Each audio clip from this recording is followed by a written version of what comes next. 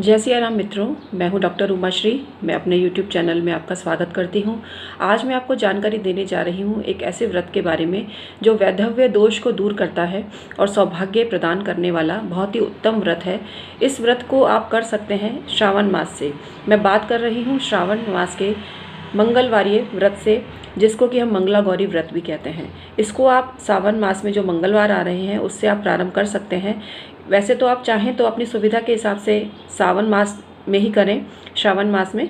और यदि आप पूरे वर्ष भर भी इसको करना चाहते हैं तो कर सकते हैं। इवन आप कंटिन्यूएशन में इसको कर सकते हैं, अनलिमिटेड इसको कर सकते हैं, क्योंकि ये व्रत बहुत ही चमत्कारी है। और ऐसी युवतियाँ या ऐसी महिलाएं जिनकी कुंडली में मंगल दोष बहुत पीड़ा दे रहा है, उनके लिए तो ये व्रत किसी वरदान से कम नहीं।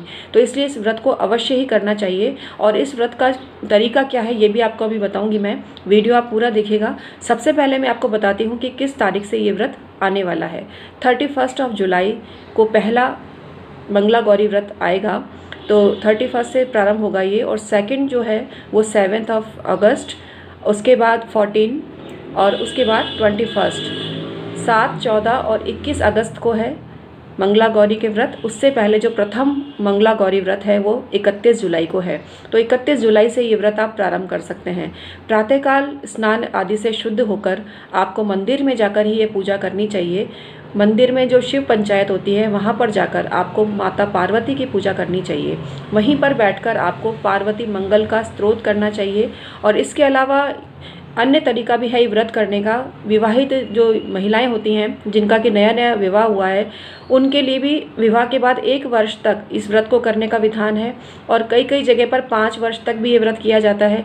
बाकी मेरी राय तो ये है कि जिनको मंगल दोष बहुत पीड़ा दे रहा है वो कंटिन्यूशन में भी इस व्रत को कर सकते हैं। तो श्रावण के मंगलवार से ये व्रत आप प्रारंभ कीजिए। और जो जीवन में मंगल दोष की वजह से कई तरह की परेशानियाँ आ रही हैं, सुख सौभाग्य में कमी महसूस कर रहे हैं, तो इस व्रत के चमत्कार आप स्वयं देखेंगे। इस व्रत को आप प्रारंभ कर दीजिए।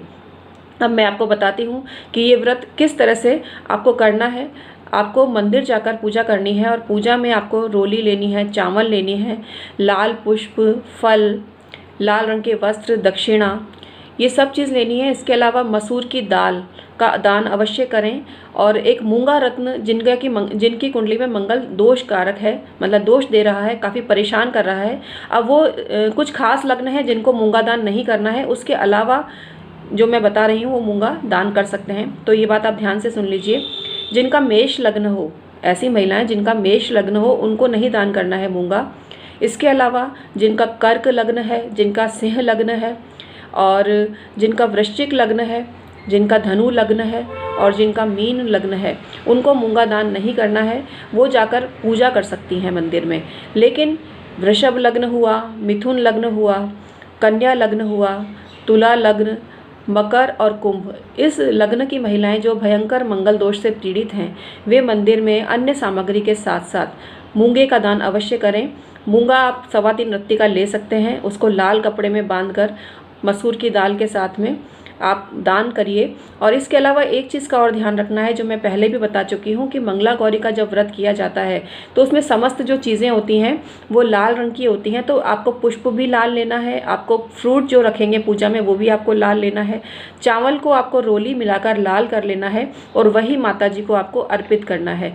माता जी को सौभाग्य की, सुहाग की सामग्री भी आप चढ़ा सकते हैं और उनका आशीर्वाद आप प्राप्त कर सकते हैं। पार्वती मंगल का पाठ जरूर कीजिएगा मंदिर में बैठकर। तो इस तरह से मंगला गौरी का व्रत कर लीजिए। भोजन एक समय करना है। नमक वैसे निषेध नहीं है, लेकिन किसी भी व्रत में यदि आप नमक नहीं खाते हैं तो बहुत अच्छा रिजल्ट मिलता है। तो वो आप अपनी सुविधा से देख लीजिए। एक समय पे फलाहार करके और एक समय पे आप बना हुआ जो पक्का, जिसको खाना बोलते हैं, पक्के खाने से मतलब है आप ये आपकी रोटी, सब्जी वगैरह, चावल, जो एक आपकी नॉर्मल थाली होती है भोजन की, वो आप कर सकते हैं। लेकिन प्रातःकाल आप पूजा करने के बाद ही कोई फ्रूट वगैरह लेवें, उससे पहले कुछ नहीं खाएं तो ज़्यादा उत्तम रहेगा, बहुत बढ़िया रहेगा। तो इस तरह से मंगला गौरी माता का जो व्रत आ रहा है इसको कीजिए आप और अपने जीवन में सुख सौभाग्य की बढ़ोतरी कीजिए। आज का वीडियो मैं समाप्त करती हूँ। यदि पसंद आए तो कमेंट्स में जय श्री राम जरूर भेजिएगा। भगवान आप सभी का कल्याण करें, सभी हिल मिल कर रहें, आपसे सद्भाव बनाए रखें, यही मेरी शुभकामना है। बहुत बहुत धन्यवाद।